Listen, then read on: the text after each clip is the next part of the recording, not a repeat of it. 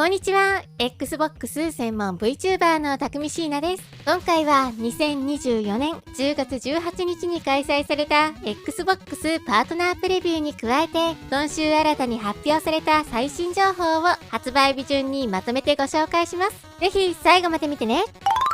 アニマルウェルが10月18日に発売となりました。定価2950円です。ピクセルアートで描かれた世界を探索し、闇に潜むものから生き延びていくメトロイドバニア作品です。本作では250以上の部屋にあるパズルを好きな順番で解いていくことができ、謎めいた世界で美しくも不気味な生物に出会いながら知恵を絞って危機を回避していくこととなります。というのも、主人公であるスライムはジャンプと移動しかできないのに対して、敵は容赦なく襲いかかってくるため、敵をやり過ごしたり、アイテムを利用したりといった手段を用いて攻略していく必要がある作りとなっています。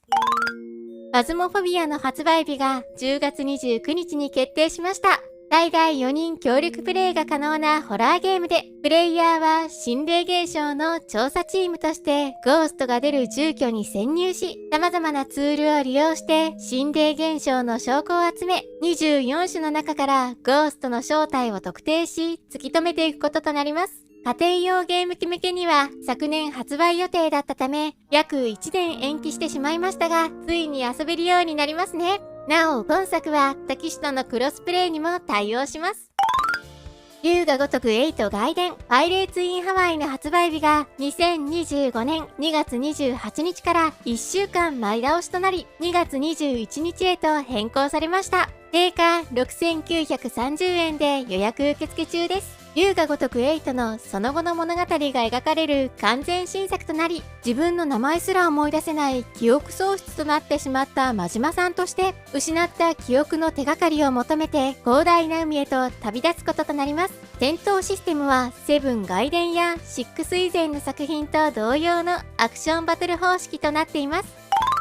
エデンズゼロが Xbox 向けに発表されました。真島ひろ先生の漫画作品でアニメも放送された本作のゲーム化タイトルとなります。2020年にお披露目された今作ですが、今回2025年初頭発売とアナウンスされる形となりました。本作は三人称視点のアクションゲームとなっていて、原作に登場するユニークな SF 世界を舞台に、それぞれの能力を持ったキャラクターたちと共に宇宙を冒険していく物語が描かれます。真島先生のゲーム化作品、Xbox では初めてのリリースとなりますね。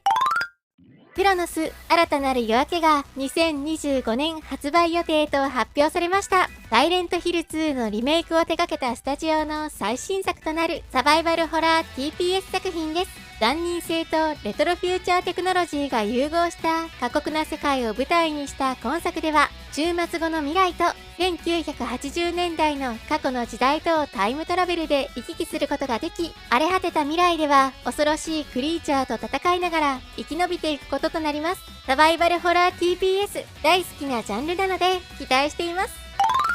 マウス PI4 ハイヤーが2025年発売予定と発表されました。1930年代の古典カートゥーンに着想を得た手書きのモノクロ調で作られたアニメーションにレトロなジャズ音楽、そして過激な一人称視点シューターの興奮やアクションを組み合わせた作品となっています。本作では近接戦能力を強化したり、ヘリコプターで空中移動の時間を延長させたり、あるいは尻尾にグラップルフックを取り付けて素早く次の台へ移動したりと、様々な強化要素が登場します。本作ハイテンポな感じでものすごく面白そうですね。めちゃくちゃ期待しています。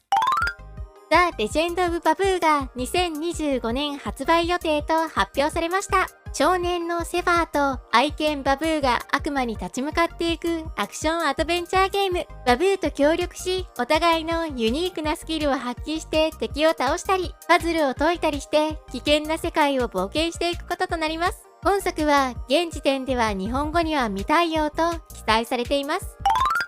ミストフォールハンターが2025年発売予定と発表されました。ダークファンタジーな世界観を舞台にしたアクション RPG 作品です。本作には独自の武器と特性を備えた多彩なクラスが用意されていて、複数の武器を装備し、戦闘中にシームレスに武器の切り替えを行うことも可能であるとのことです。また PVPVE の要素も含まれるようです。こちらも現時点では日本語には未対応と記載されています。エターナルストランド2025年初頭発売日初日からゲームパスに対応します。アサシンクリードシンジケートやウォッチドッグスなどの開発者が手掛ける最新作で、明るいファンタジー世界を舞台にしたアクションゲームです。火炎や氷結、テレキネシスといった魔法を利用することができ、それらの力で敵と戦っていくことができます。また、剣と盾、両手剣、弓矢の3種類の武器が存在し、それぞれの武器や魔法を組み合わせたコンボ攻撃も用意されているとのことです。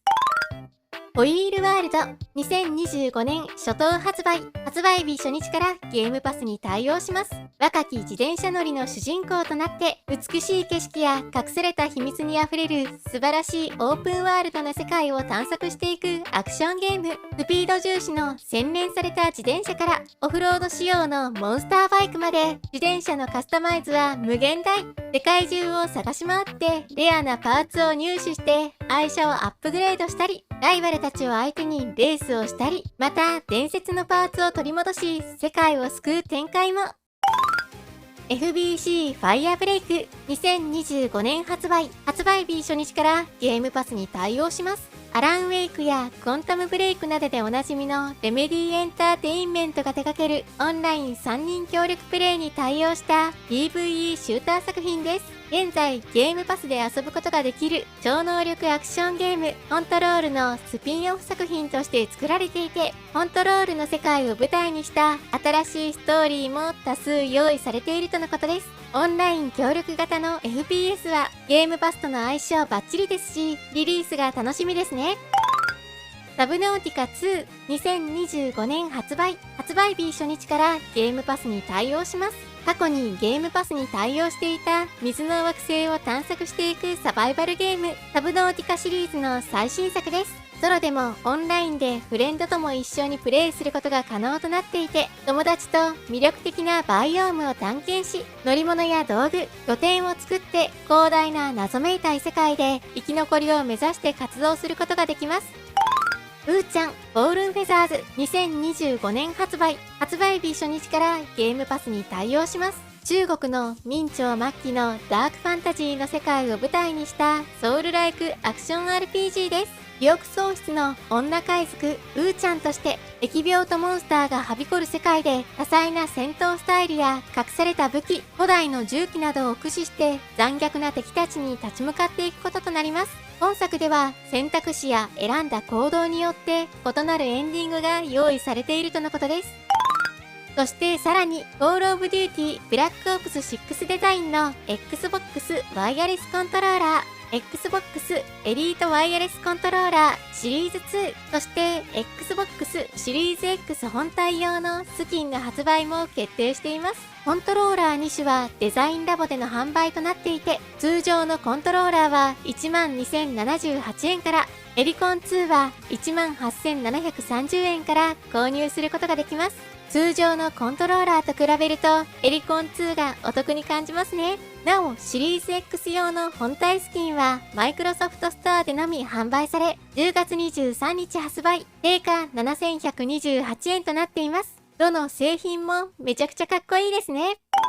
ということで、今回は2024年10月18日に開催された Xbox パートナープレビューで発表された最新情報をまとめてご紹介いたしました。私のチャンネルでは今後も Xbox の最新情報や製品紹介、レビューを行っていきます。よかったらチャンネル登録と高評価していただけるとすごく嬉しいです。X の方でも情報発信しているのでフォローしてね。それではまた次回の動画でお会いしましょう。またねー。